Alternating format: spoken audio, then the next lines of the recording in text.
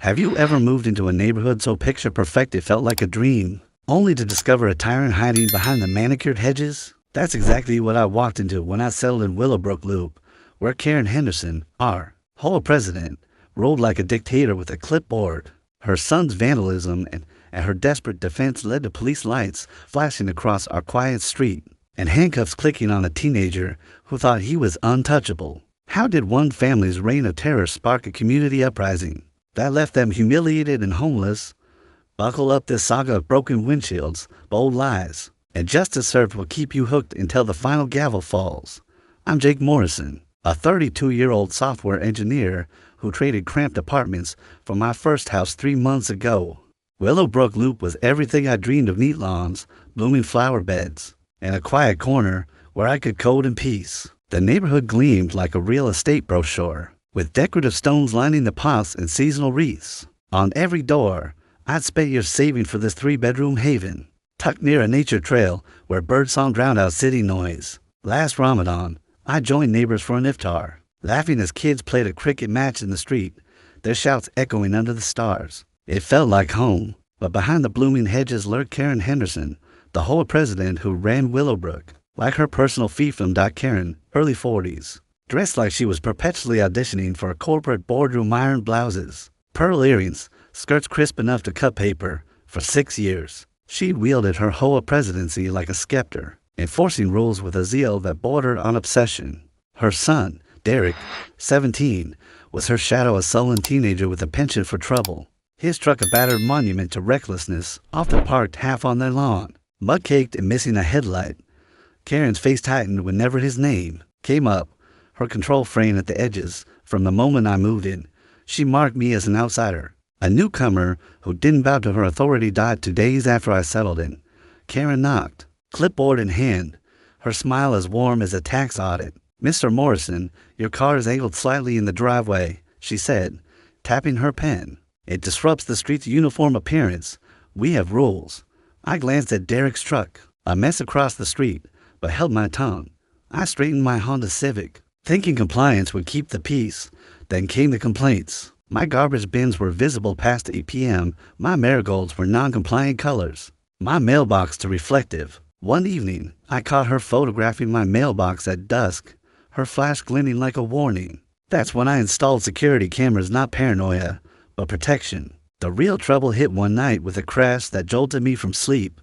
Glass shattered, and I ran outside to find my Honda's windshield spider-webbed, its hood defaced with red spray paint spelling "loser."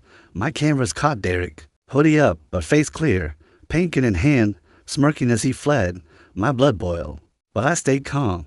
The next morning, I called the police, filing a report with the footage. Officers arrived, and Karen erupted, storming across the street. "This is an HOA matter," she shrieked. "You went behind my back." The sergeant, unfazed, replied, "Vandalism's a crime, Mom, not a community issue." They arrested Derek, his defiance fading as handcuffs clicked, his shoulders slumping as they led him to the cruiser.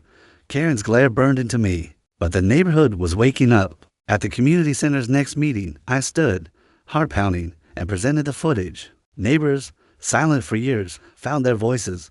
Mrs. Ahmed, a retired nurse, shared how Karen fined her for a wheelchair ramp, claiming it lowered aesthetics. Mr. Khan recounted her banning a cricket match during Eid, citing noise violations. A young couple described a $200 fine for a birthday banner for their toddler. Research into HOA governance shows boards must act fairly. Karen's fines violated state laws on discriminatory enforcement. As I spoke, Karen sat rigid, arms crossed, her interruptions drowned by murmurs of agreement. The board voted for 2-0 to remove her, her face drained of color. "This community is mine," she whispered. But it wasn't anymore. Derek's trial came 3 weeks later. The judge reviewed my footage, the police report, and Karen's excuses. Derek was stressed. I provoked him. Vandalism laws in most states classify property damage over $500 as a misdemeanor. With restitution and probation common, the judge sentenced Derek to 6 months probation, 100 hours of community service, and $3,400 in restitution for my car, plus $500 in court costs. Karen stammered, "We don't have that money." The judge's reply was icy. "Maybe your son will think twice before destroying property." Karen appealed her HOA removal, claiming bias, but lost. Neighbors tallied more of Derek's damaged scratched cars, broken planters, smashed mailboxes totaling $27,000. Karen paid $12.00 before listing her house for sale. At the final HOA meeting, the community nominated me as president. Karen stood, hissing, "You planned this." I met her eyes. "No, Karen, you did." Security escorted her out as she screamed.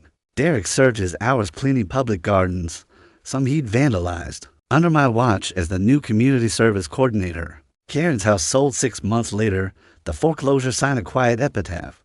Now, I park my Honda straight, host cricket matches, and enjoy the silence of a neighborhood reclaimed. If you love seeing tyrants toppled by their own arrogance, smash that like button.